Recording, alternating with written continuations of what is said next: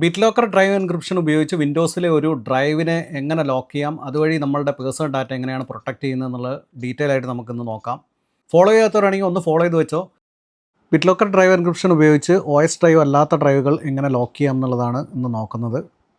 ഇത് ചെയ്യാനായി നിങ്ങൾ ഡി ഡ്രൈവ് റൈറ്റ് ക്ലിക്ക് ചെയ്തതിന് ശേഷം ടേൺ ഓൺ ബിറ്റ്ലോക്കർ എന്ന് കൊടുക്കുക. അതിനുശേഷം വരുന്ന വിൻഡോയിൽ നിങ്ങൾക്ക് കാണാം, നിങ്ങൾക്ക് രണ്ട് രീതിയിലാണ് ഇത് അൺലോക്ക് ചെയ്യാൻ പറ്റുക. ഒന്ന് പാസ്വേഡ് ഉപയോഗിച്ചും അതേപോലെ തന്നെ സ്മാർട്ട് കാർഡ് ഉപയോഗിച്ചും. ഞാനിവിടെ പാസ്വേഡ് ഉപയോഗിച്ചാണ് ചെയ്തിരിക്കുന്നത്. നിങ്ങൾ പാസ്വേഡ് എൻ്റർ ചെയ്യുക. ലോവർ കേസും അപ്പർ കേസും അതേപോലെ തന്നെ സ്പേസും സിമ്പിൾസും ഒക്കെ വരുന്ന രീതിയിലുള്ള പാസ്വേഡ് എൻ്റർ ചെയ്യുക. പാസ്വേഡ് റീ എൻ്റർ ചെയ്തതിന് ശേഷം നെക്സ്റ്റ് ചെയ്യുക. ബിറ്റ്ലോക്കർ കീ ബാക്കപ്പ് എടുക്കാനുള്ള ഓപ്ഷൻസാണ് ഈ കാണുന്നത്. മൈക്രോസോഫ്റ്റ് അക്കൗണ്ടാണ് ഏറ്റവും സേഫ്.